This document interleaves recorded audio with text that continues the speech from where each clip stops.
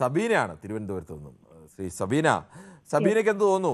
ഈ രണ്ട് പാർട്ടികളും അവരുടെ ഭാഗത്തെ ചില ന്യായങ്ങളൊക്കെ പറയുന്നുണ്ട്. പ്രത്യേകിച്ച് CPIയെ സംബന്ധിച്ച് അവരുടെ പൂർണ്ണമായി ഇരുട്ടിൽ നിർത്തി ഇങ്ങനെ ഒരു കരാർ, അവർ കൂടി പങ്കാളികളായ ഒരു മുന്നണിയും സർക്കാരും ഭരിക്കുന്ന ഒരിടത്ത് ഇങ്ങനെ ഒരു കരാർ ഒപ്പിട്ടതിൽ അവർ അപമാനിതരായി എന്ന തോന്നൽ അവർക്കുണ്ട്. ഇനിയിപ്പോൾ ആര് വഴങ്ങി ഈ പ്രശ്നം പരിഹരിക്കപ്പെടും? ഇപ്പോ ആര് വഴങ്ങണം എന്നുള്ളതാണെങ്കിൽ, ആര് വഴങ്ങും എന്നുള്ളതിനേക്കാളും അത് നമുക്കറിയില്ല. പക്ഷെ ആര് വഴങ്ങണം എന്നിട്ടാ CPM വഴങ്ങണം എന്നായിരിക്കും എനിക്ക് അഭിപ്രായമുള്ളത്. കാരണം ഇവരുടെ ഇത് മിസ്റ്റേക്ക് നോക്കുമ്പോൾ CPMന്റെ ഭാഗത്താണ് ഒരു വലിയൊരു ഫോൾട്ട് വന്നിരിക്കുന്നത്. അപ്പൊ അവരത് വഴങ്ങിക്കൊണ്ട്, എന്നുവെച്ചാൽ ഇതിപ്പോ MOU വിഡ്രോ ചെയ്യാൻ പറ്റുന്നില്ലെങ്കിലും വിത്ത്ഹോൾഡ് ചെയ്യാൻ പറ്റും. അപ്പൊ വിത്ത്ഹോൾഡ് ചെയ്തിട്ട് അവർ ഓൾറെഡി പറയുന്നുണ്ട് ഒരു ഡിലേഡ് ഇംപ്ലിമെന്റേഷൻ അല്ലെങ്കിൽ ഒരു ഗ്രാജുവൽ ഇംപ്ലിമെന്റേഷൻ. അത് ചിലപ്പോൾ അടുത്ത ഇലക്ഷൻ വരെ ആയിരിക്കാം.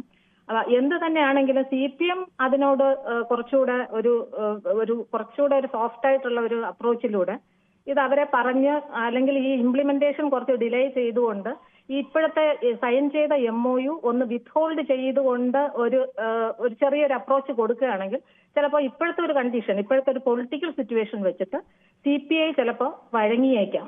അതിന് ആദ്യം CPM തന്നെ കോംപ്രമൈസിലേക്ക് പോകണം എന്നുള്ളതാണ്.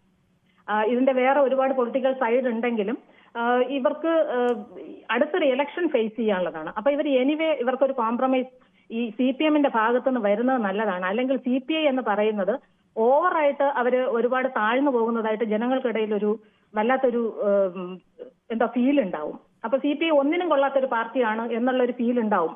അപ്പൊ അത് അവർക്ക് ഈ ഒരു കണ്ടീഷണൽ വേയിൽ പോകാനുള്ള, എന്ന് വെച്ചാൽ പുറത്ത് നിന്നുകൊണ്ട് ഇവരെ സപ്പോർട്ട് ചെയ്യുന്ന രീതിയിലേക്ക് പോകാനുള്ള ചാൻസസ് ഉണ്ടാവാം. ഇപ്പോൾ ഉള്ള ഒരു അൺകണ്ടീഷണൽ വേ വിട്ടിട്ട് കണ്ടീഷണൽ ആകും അവര്. എന്ന് വെച്ചാൽ അവര് നേരിട്ട് അവരെ സപ്പോർട്ട് ചെയ്യാതിരിക്കുകയും എന്നാൽ പുറത്ത് നിന്നുകൊണ്ടുള്ള ഒരു സപ്പോർട്ട് മാത്രമേ ഉണ്ടാവുള്ളൂ. എന്തായാലും അവരിപ്പോ പാർട്ടി വിട്ട് പോകുമോ എന്ന് ചോദിച്ചാൽ അതിന് ചാൻസ് ഒരു 80% കുറവാണ്.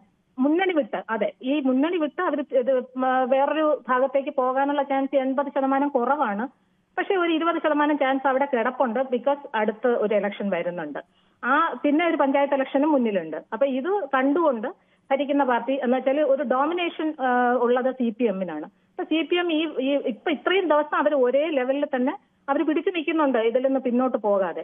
അപ്പൊ CPM ഇതിന് എന്തെങ്കിലും ഒരു കോംപ്രമൈസിലേക്ക് പോവുക എന്നുള്ളത് തന്നെയാണ് ബെറ്റർ വേ എന്നാണ് എനിക്ക് തോന്നുന്നത്.